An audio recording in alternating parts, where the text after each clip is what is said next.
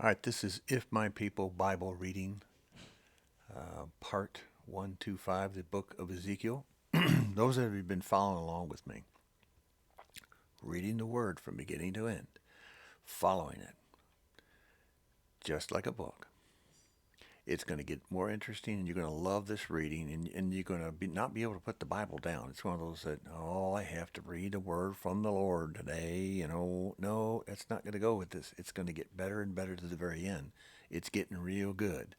Now, we went through Isaiah 19. Isaiah 19 was not that long ago, right? And I have never heard this, nor have I seen it in print, in major books, and all these huge prophetic conferences all over the world. Mostly my brother's been all over the world, but that I've been able to get to a hold of all over the world through the internet and going to as many as I could.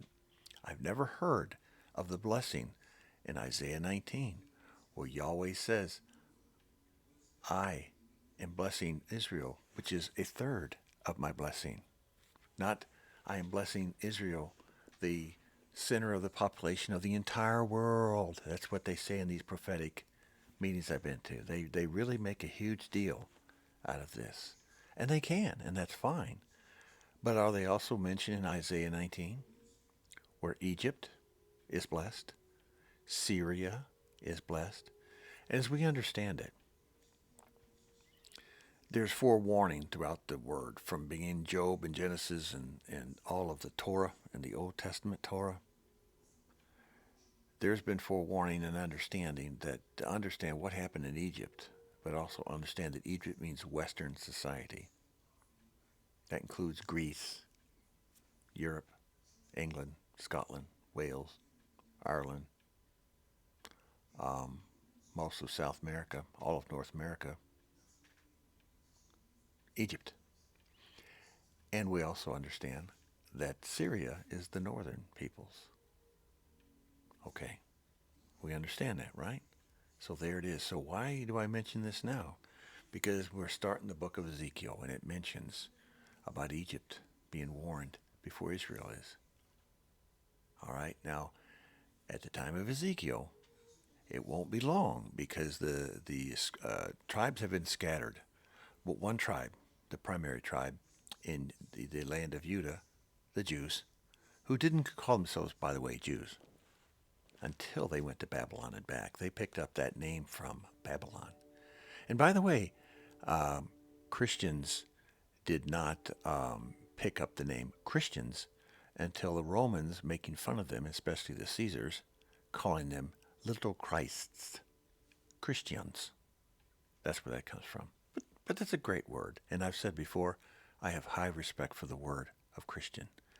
I don't call myself one anymore because there are thousands of people who call themselves, there are thousands of denominations that call themselves Christians. There are millions of people who call themselves Christians who are not. There are lots of people, millions of Jews, who call themselves Jews, but they are not. They're not. There's imposters everywhere these days. So to understand Ezekiel, it's really going to tie things in, is to understand this. Most of the complaints from the scholars come from this thing is not in order, it's confusing, and I don't understand it. Well, when we start Ezekiel chapter 1, as it starts off, something is terribly wrong because when you read the first couple paragraphs, then you read all the way through the book, it's just like, what? Well, there were 13 scrolls written by Ezekiel, not 13 books, 13 scrolls, 13 large letters written at 13 different times. And it does not go in order of the first to the last in the book of Ezekiel. It's not there. But the hint is there. And that's why Yahweh is smarter than we are. He wants you to read his book inside and out. That means several times he uses the word eat this. You have to eat the book in the Old Testament. And then when we get to Revelation, I think it's 19 or whatever, you have to, 20, you have to eat the word again. And it makes it clearly you have to read the word. You have to take it in and eat it. Not eat it like a hot dog. Eat it like read it and really read it. No, just gloss over it saying, well, I got that book done. So many of my friends have done that. And I got the whole book done last night. Well, what did you remember? I was kind of tired. I don't know. Well, I was late. Well, actually, I didn't read it. I just pushed it on the little computer, and it spoke to me in the computer. But I fell asleep somewhere in between. Let me give you a big hint about Ezekiel, how to understand it the Bruce way. About 30 years ago, Schofield Bible, which I don't read anymore because its comments are like, I and I did what I'm begging you to do. Test everything. Don't believe a thing I say. Test everything. Everything. Okay? Rightfully divide the word. Go to the Father in prayer. Read your Bible. I did with Schofield. I don't use it anymore. It's errant. Okay. Right there. Okay, I wrote that over 30 years ago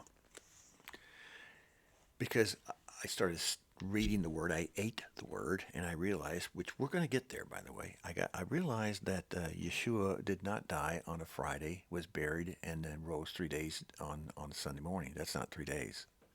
Okay, that's like one and a half. Not even one. It's not. And so out of that, I was able to glean an incredible amount of information once I understood and went to other people. Robert Van Campen, he died, I think, in 1998. His daughter still lives. The Bible Museum in Washington, D.C. is probably full of his Bibles. He was a multi-millionaire, and he just loaded that museum up. His daughter did. He died. His Bibles went to Zion's Fire for a while, and they opened up the Holy Land Experience near Orlando. You remember that? Well, it kind of went bankrupt because people were very corrupt and did some horrible things to the people that invested in that. I mean, demonic, horrible things. And even TBN got involved. TBN, CBN, Christian Broadcast Network, TBN is what I'm talking about. And he needed like $23 million to get out of debt, and I think they offered him like 19. I don't remember all the facts. I don't want to mess it up, but I just know that they underbid, and he had to take what he took, and it just tore that man up. Zion's Fire was ever since has not recovered. Great, wonderful Yahweh people. Okay, so even the so-called Christians you got to look out for. They're snakes. That's why I don't call myself a Christian. I call my person me. I am of the way. I follow the way, the truth, and life. Okay? I follow Yahshua. I follow Yahweh. Because of those two people that I greatly loved. Great respect. And they taught me something.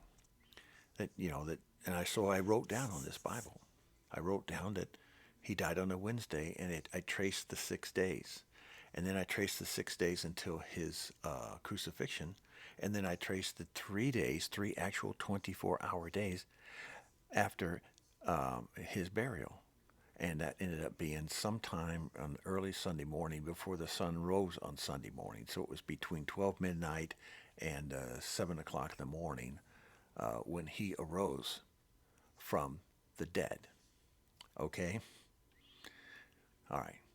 The reason I tell you that is so that we're getting ready to do Ezekiel, and it's going to take a number of times to go through it because we're going to go through at least maybe one scroll per 50-minute section.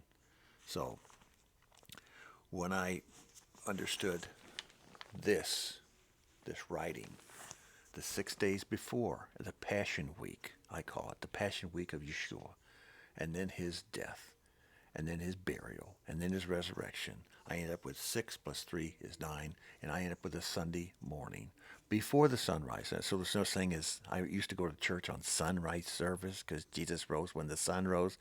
That's why they made it from that point on. 300 years later, they made it official to Sunday church, is because that's the day he rose from the dead on a Sunday when the sun rose? Not true.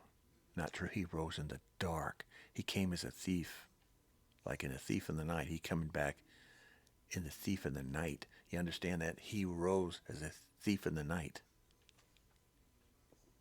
Has nothing to do with Sunday morning service anymore. And why you do that, and once you know that, you can't go and back to the pig slough and do it.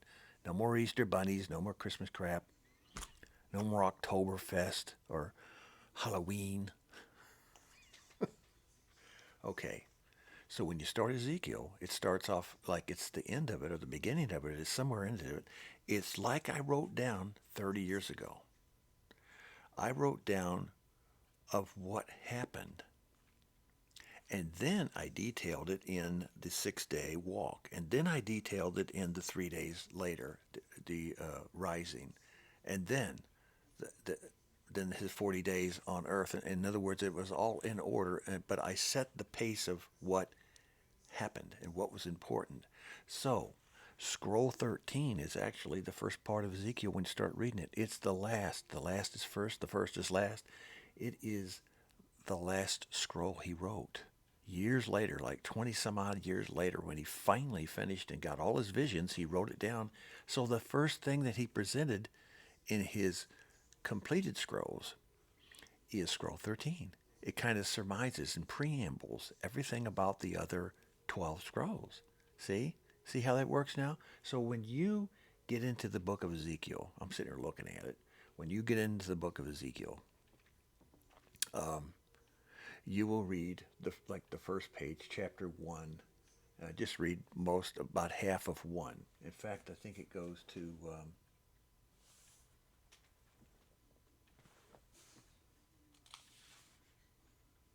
the intro of the scroll is chapter 1, verse 1, and happened in the 30th year, in the 4th month, in the 5th day of the month, as I was among the captives. And it continues on, and then it switches. And you'll understand that. So it's like this is an intro. This is a preamble. Most of the books of the Bible, if you read, they don't give preambles. They go in through a continuation, and this is what Matthew saw, and it's all laid out. You got to remember that this is the time of the Greek Hellenism. A, B, C, D, E, F, G. That's kind of like linear, where Ezekiel is a circular motion. Well, how do we know? What makes you think that Ezekiel's a circular motion, Bruce? Wait till he explains about the flying things he saw going through the air and their circular pattern. It kind of gives you a heavenly idea of how time goes. Like, for instance, your grandpa that died 90 years ago, 40 years ago, 20 years ago, last week, and you die 10 years from now, you pass. And you look through the time warp of space through wormholes and all these different dimensions that we don't know. We only know 1, 2, 3, 4, and the rest of it's a guess. Up to 11 dimensions. Ask Einstein. He spent his whole life on it. And if a person was to be absent from the body, be present with Adonai instantaneously, as they go through time, they don't know time. They're going through it. And they left 30 years ago through time, and they're going through a time warp curve in reality. And you pass away 5 years from now, or 10 years from now. You will reach the Father at the same time through this time dimension. So I don't have a problem with to be absent with the body, to be present, Lord. All I know is people that pass, they pass. And the next thing you know, there they are in heaven. There they are, or here they are resurrected in the millennium. I don't have a problem with any of those two things. Okay, as I've told you before, this earth is billions of years old, which is to me it's and it's especially and. Yahweh recreated the earth in 6 actual 24-hour days.